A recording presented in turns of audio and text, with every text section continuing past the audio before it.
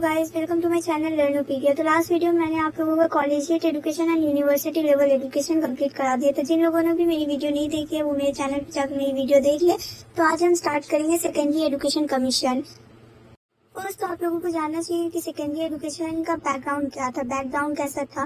तो जैसे कि आप लोगों को मैंने बताया था, इंडिया का इंडिपेंडेंस हुआ था 1947 में और फर्स्ट एजुकेशन कमीशन को हम लोग राधा कृष्ण कमीशन कहते थे, स्टैब्लिश हुआ था 1948 में। तो लास्ट वीडियो में मैंने आप लोगों को ये भी बताया था कि कंट्री ने क्या क्या रिकमेंड किया है कॉलेजिएट एजुकेशन वगैरह को लेके और यूनिवर्सिटी एजुकेशन सिस्टम को लेकर। और ये जो central advisory board of education है, ये जो पूरे इंडिया में सेकेंडरी एजुकेशन सिस्टम चल रहा है, इसको बहुत गहराई से जांच की और इस मामले की जांच करने के लिए तारासन में एक टीम बनाया गया था कमेटी के मेंबर्स। तो कमेटी के मेंबर्स ने सेंट्रल गवर्नमेंट को सुझाव दिया कि सेकेंडरी एजुकेशन को सुधारने के लिए कमीशन बनाया जाए।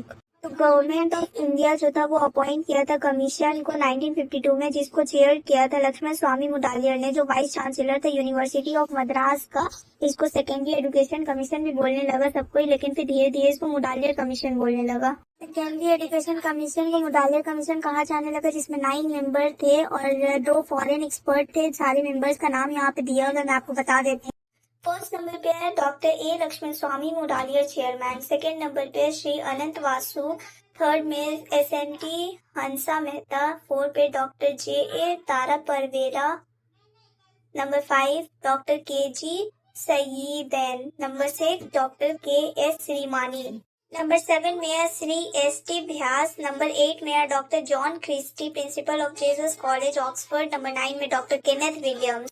अब हमारा नेक्स्ट टॉपिक है recommendation of secondary education commission. Recommendation of secondary education क्या है? तो 1952 में सेकेंडरी एजुकेशन कमीशन का बहुत गहराई से जांच किया गया था, जिसमें पाया गया था कि सेकेंडरी एजुकेशन जो है इसमें बहुत ज़्यादा कमियां हैं। पहले जो स्टूडेंट्स को एजुकेशन दिया जाता था, तो पहले के जो टीचर्स लोग रहते थे वो बहुत ज़्यादा स्ट्रिक्ट रहते थे, जिससे स्टूडेंट लोग का कोई भी क्वेश्चन होता था या कुछ समझ में नहीं आता था, वो लोग नहीं पूछते थे दूसरे टीचर्स लोग से, क्योंकि वो लोग बहुत ज़्यादा स्ट्रिक्ट रहते थे। और इसमें कहा गया है कि सेकेंडरी एजुकेशन कमीशन में जितने भी स्टूडेंट थे उन पर पहले ज़्यादा ध्यान नहीं दिया जाता था। और सेकेंडरी एजुकेशन का ये सारा कमियों को दूर करने के लिए एक एम्बिशियस विजन रेडी किया गया, सेकेंडरी एजुकेशन के लिए एक प्लान रेडी किया गया, तो जिससे जो सेकेंडरी एजुकेशन है वो अच्छा हो सके। अब हम देखते हैं कि एम्स क्या है सेकेंडरी एजुकेशन का। नंबर फर्स्ट पॉइंट पे raising ideal citizen. Raising ideal citizen का मतलब है कि स्टूडेंट लोग को एजुकेशन दिया जाता है कि वो एक रिस्पॉन्सिबल सिटीजन बन सके अपने डेमोक्रेटिक कंट्री का। हमारा नेक्स्ट पॉइंट है बूस्टिंग नेशनल वेल्थ। इसका मतलब है सेकेंडरी एजुकेशन के हिसाब से स्टूडेंट को ऐसी एजुकेशन और स्किल दिए जाने चाहिए जिससे वो अपनी कंट्री के लिए योगदान दे सके, अपनी कंट्री को इकोनॉमिक स्ट्रक्चर को मजबूत बना सके और लाइफ का क्वालिटी इम्प्रूव कर सके। अब हमारा थर्ड पॉइंट है रिवाइविंग इंडियाज कल्चरल हेरिटेज। अब आप लोग तो जानते हैं कि पहले ब्रिटिश लोग हमारे इंडिया में आके रूल करते थे, तो बहुत लंबे समय में फॉरेन रूल रहने की वजह से भारत का जो कल्चर था वो दब गया था। इसीलिए स्कूलों को ऐसा एजुकेशन देना चाहिए जो रीति रिवाजों और विरासतों को फिर से मजबूत बनाए और आगे बढ़ाए। अब हमारा फोर्थ पॉइंट है fostering a democratic mindset. School का जो एजुकेशन है स्टूडेंट्स को ऐसा बनाना चाहता है कि वो समझदार, जिम्मेदार नागरिक, ऐसे नागरिक बन सके जो रूल का इज्जत कर सके और समाज को योगदान दे सके। हमारा फिफ्थ पॉइंट है सपोर्टिंग इकोनॉमिक डेवलपमेंट। बच्चों को ऐसी एजुकेशन मिलनी चाहिए जिससे वो कोई काम या पेशा सीख सके, जैसे मतलब सीख सके, रोजगार पा सके और देश को योगदान दे। अब हमारा सिक्स पॉइंट है shaping national culture. Secondary education provide करता है अपॉर्चुनिटीज स्टूडेंट को, जिससे वो लोग अपना पर्सनालिटी डेवलप कर सके, वो लोग एक्सप्रेस करे खुद को और कल्टिवेट कर सके लव लिटरेचर के लिए, और एजुकेशन और कल्चर ये सब प्रोवाइड करता है। अब हमारा सेवन पॉइंट है नर्चरिंग लीडरशिप। स्कूल का जो एजुकेशन है वो बच्चों को लीडरशिप सिखाए, जिससे वो लोग चालाक, ईमानदार, जिम्मेदार और समाज की सेवा करने वाले नेता बन सके। अब हमारा 8 पॉइंट है creating an ideal school environment. तो इसका क्या मतलब है? स्कूल का जो माहौल है वो स्टूडेंट्स के लिए अच्छा होना चाहिए, जिससे बच्चों को मिलजुल कर काम करने, एक दूसरे की मदद करने और अच्छे इन्वायरमेंट बनने के लिए कहना चाहिए, ताकि वो जो लोग जीवन में सफल हो सके। अब हमारा नेक्स्ट पॉइंट है एडोलेसेंट नीड। एडोलेसेंट की नीड के अंदर 4 पॉइंट आते हैं, तो आप पहले ये समझ लीजिए कि एडोलेसेंट नीड है क्या। तो एडोलेसेंट नीड का मतलब है सेकेंडरी लेवल के स्टूडेंट बहुत ज़्यादा क्यूरियस होते हैं, इसीलिए उनकी ज़रूरतों को सोच समझकर एजुकेशन गोल्स रेडी करने चाहिए। उनको physical, mental, emotional, social behaviour पर ध्यान देना ज़रूरी है। तो इसके अंदर जो पॉइंट है, फर्स्ट पॉइंट है एम्पावरिंग इंडिपेंडेंस। इसका मतलब है टीनेजर्स अपना लाइफ डिसीजन खुद लेना चाहते हैं, इसीलिए स्कूलों को अपॉर्चुनिटीज प्रोवाइड करना चाहिए। टीनेजर्स को responsibility like build social skills, वो लोग को अपना सोशल स्किल्स बिल्ड करना चाहिए, सेल्फ रेगुलेट होने का, ये सबको अपॉर्चुनिटीज स्कूल वाले प्रोवाइड करना चाहिए। और हमारा नेक्स्ट पॉइंट है navigating emotional turbulence. Navigating emotional turbulence में क्या, टीनेजर के अंदर स्टार्टिंग में बॉडी में बहुत इमोशनल और फिजिकल चेंजेस होते हैं। यही सारे डेवलपमेंट की वजह से उन्हें बहुत सारे प्रॉब्लम्स होते हैं। हमारा थर्ड पॉइंट क्या है, हार्नेसिंग एनर्जी एंड इंथुसियाज्म। इसका मतलब है टीनेजर बहुत ज़्यादा एनर्जी और उत्साह के समय होते हैं, मतलब टीनेजर को बहुत ज़्यादा एनर्जी और उत्साह इस समय होती है। सेकेंडरी एजुकेशन को ऐसा होना चाहिए जो एनर्जी को सही जगह लगाए। टीनेजर के जो इमोशन है बहुत जल्दी बढ़ती है, तभी कभी कभी जो होता है वो टेंशन होता है, बेचैनी होता है, वो लोग फील करते हैं। ऐसे समय में वोकेशनल एजुकेशन उनकी मदद करता है। नेक्स्ट पॉइंट है हमारा कल्टिवेटिंग मेंटल एबिलिटी और ह्यूमन क्वालिटीज। तो इसका एम है स्टूडेंट के अंदर क्यूरियोसिटी पैदा करना, उनको मोटिवेट करना लर्न के लिए और उनका मदद करना ये ह्यूमन क्वालिटीज डेवलप करने के लिए, जैसे हो गया एम्पैथी, हो गया रेसिलियंस, हो गया क्रिटिकल थिंकिंग, हो गया, जिससे स्टूडेंट वेल राउंडेड इंडिविजुअल बन सके। नेक्स्ट पॉइंट है हमारा breaking down barriers and building a more tolerant society. इसका मतलब है भेदभाव को खत्म करना और सेकेंडरी एजुकेशन का प्रयास ऐसे समाज बनाने में होना चाहिए जो प्रेजस्टिस से और इलिटरेसी से एकदम आज़ाद हो। इसमें बताता है कि सेकेंडरी स्टूडेंट्स जो होते हैं उनको ऐसा एजुकेशन प्रोवाइड करना चाहिए जो अंडरस्टैंडिंग, इंक्लूजन, ये सब से रिलेट करता हो। अब हमारा नेक्स्ट पॉइंट है structure of secondary education. Secondary education का स्ट्रक्चर कैसा था? सेकेंडरी एजुकेशन कमीशन ने ऐसा एजुकेशन बनाने का कोशिश किया था जो स्टूडेंट्स को उनका जिम्मेदारी निभाने के योग्य बनाए, वो स्टूडेंट अपना जिम्मेदारी निभा सके। अकॉर्डिंग टू कमीशन जो सेकेंडरी लेवल का जो एजुकेशन था वो स्टूडेंट्स को फ्यूचर के लिए तैयार करता था।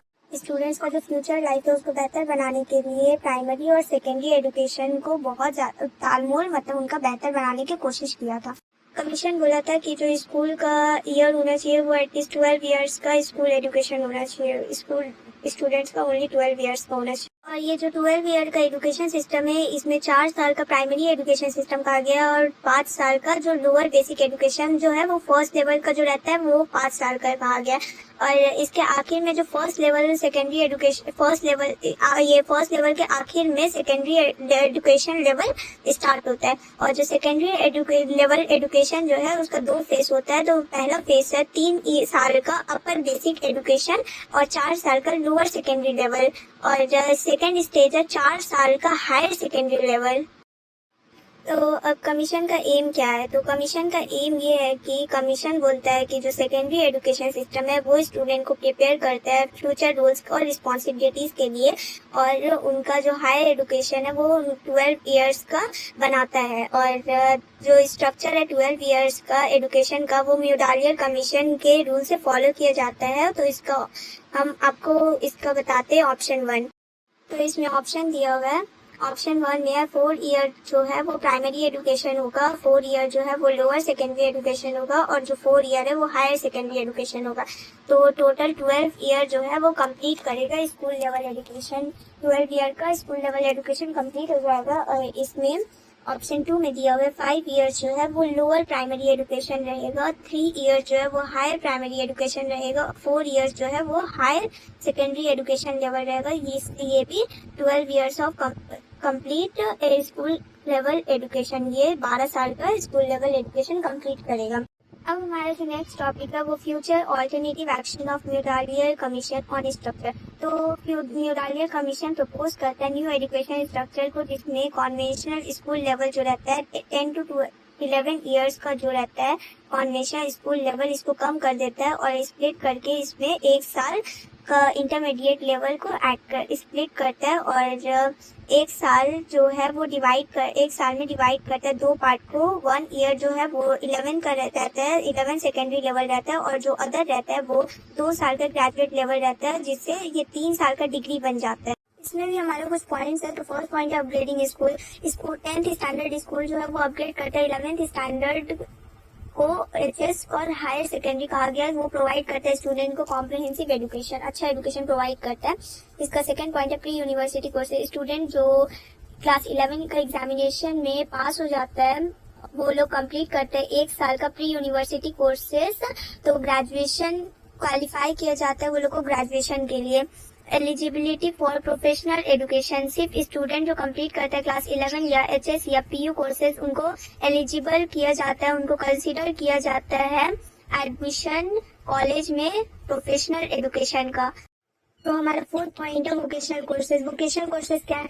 ये इंट्रोड्यूस करता है 1 साल का वोकेशनल कोर्सेज, वोकेशनल या प्रोफेशनल कोर्सेज भी कह सकते हैं। प्रोफेशनल एजुकेशन जो कॉलेज प्रोवाइड करता है स्टूडेंट को प्रैक्टिकल स्किल और ट्रेनिंग के साथ। और हमारा फिफ्थ पॉइंट है अपग्रेडिंग सेकेंडरी स्कूल। तो जितना भी सेकेंडरी स्कूल है वो क्वालिफाइड टीचर्स रखता है, लाइब्रेरी रखता है, लेबोरेटरी उनको रखना चाहिए, को करिकुलर एक्टिविटी रखना चाहिए जो प्रोवाइड करता है वेल राउंडेड एजुकेशन को। और ये इससे सेकेंडरी स्कूल बहुत अच्छा, सेकेंडरी स्कूल से हायर सेकेंडरी स्कूल में अपग्रेड हो जाता है। और हमारा 6 पॉइंट है मल्टीपर्पज तो स्कूल्स। तो इस्टेब्लिश किया जाता है मल्टीपर्पज स्कूल को सेकेंडरी लेवल में। तो ये अलाउ करते हैं स्टूडेंट को लर्न के लिए अकॉर्डिंग टू देयर इंटरेस्ट, उनके अकॉर्डिंग, इंटरेस्ट के अकॉर्डिंग, उनके इंक्लिनेशंस के अकॉर्डिंग और उनके एबिलिटीज के अकॉर्डिंग। अब हमारा नेक्स्ट पॉइंट है टेक्निकल एजुकेशन। तो टेक्निकल एजुकेशन क्या है? तो बहुत सारे टेक्निकल स्कूल्स और इंस्टीट्यूट इस्टेब्लिश करना चाहिए टेक्निकल एजुकेशन का हर स्टेट में। बहुत सारा मल्टीपर्पज स्कूल्स के साथ, जैसे बहुत सारे स्कूल को सेट किया जाता है वैसे ही टेक्निकल स्कूल्स को भी सेट करना चाहिए। ये इंस्टीट्यूट्स डेवलप करता है कोलैबोरेशन, ऑर्गेनाइजेशंस के साथ कोलैबोरेट करता है, जैसे AICTE all India council for technical education, जिससे जो इंश्योर करता है हाई क्वालिटी करिकुलम फॉर्मुलेशन और रेगुलेशन। इससे टेक्निकल एजुकेशन है स्टूडेंट्स के लिए। ये ऑर्गेनाइजेशन जैसे AICTE जो है ऑल इंडिया काउंसिल, ये हाई क्वालिटी करिकुलम जो होता है ये सब सेट करता है ये। अब हमारे इस टॉपिक का लास्ट पॉइंट है इक्वल अपॉर्चुनिटीज। तो हर चिल्ड्रंस को इक्वल अपॉर्चुनिटीज मिलना चाहिए कम्युनिटी की तरफ से। और स्कूल में जो गर्ल्स जो होती हैं उनको स्कूल प्रोवाइड करता है लोकल साइंस और डोमेस्टिक साइंस, जो उनका हेल्प करता है स्टूडेंट्स का एसेंशियल लाइफ स्किल वगैरह में हेल्प करता है। गर्ल्स होती है तो उनको घर के कामकाज बताता है, लेकिन जो बॉयज होते हैं तो उनको बाहर का कामकाज बताता है। तो ये सब जो है उनका फ्यूचर लाइफ में काम आता है। तो इसी वजह से ये सारी चीज सेकेंडरी एजुकेशन में होना चाहिए। It's very important for individuals, childrens कह सकते हैं। अब हमारा जो नेक्स्ट टॉपिक है वो है करिकुलम। तो सेकेंडरी एजुकेशन कमीशन बोल रहे पहले का जो करिकुलम था उसमें बहुत ज्यादा कमियां पाया गया था, जिसकी वजह से स्टूडेंट लोग को एजुकेशन नहीं मिल पाया, प्रोवाइड नहीं किया जा सका सही से। उनका सोशल इकोनॉमिक नीड्स को नहीं देखा गया, उनका टेक्निकल और वोकेशनल एजुकेशन को नहीं देखा गया, वो सबको एकदम ध्यान में नहीं रख के बनाया गया था। ये सबको दूर करने के लिए कमीशन ने करिकुलम में बदलाव करने की सिफारिश की थी। कमीशन ने ऐसे करिकुलम लाने के लिए कहा जो आते वक्त के साथ बदलते रहे, प्रैक्टिकल इंटरेस्ट हो, प्रैक्टिकल एडी हो उसमें, उनमें स्टूडेंट का इंटरेस्ट हो, ये सब चीज को देख के एक पर्टिकुलर करिकुलम बनाया जाए।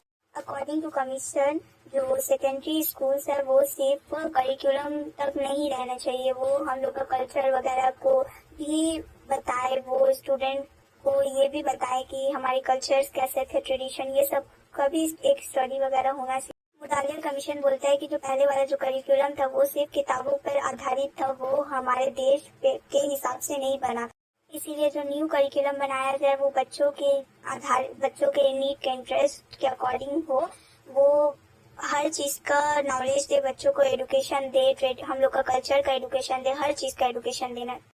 कमीशन बोलता है कि पहले का जो क्लासरूम वगैरह सही से नहीं था और लाइब्रेरीज नहीं थे, कुछ स्कूलों में लाइब्रेरीज वगैरह अच्छा नहीं था, लैबोरेटरीज नहीं था, वर्कशॉप नहीं था, प्लेग्राउंड नहीं था, इंटरेक्शन नहीं था टीचर्स के साथ बच्चों का। तो ये सारी चीज जो है, जो न्यू करिकुलम वगैरह बनेगा तो ये सारी चीज को ध्यान में रखते हुए न्यू करिकुलम बनाया जाएगा, जिससे बच्चों का प्रैक्टिकल स्किल्स भी बना रहे। तो कमीशन जो है वो दो सेपरेट करिकुलम में डिवाइड किया है, 2 स्टेजेस में सेकेंडरी एजुकेशन को डिवाइड किया है। जो फर्स्ट स्टेज है वो लोअर सेकेंडरी और अपर बेसिक स्कूल्स है।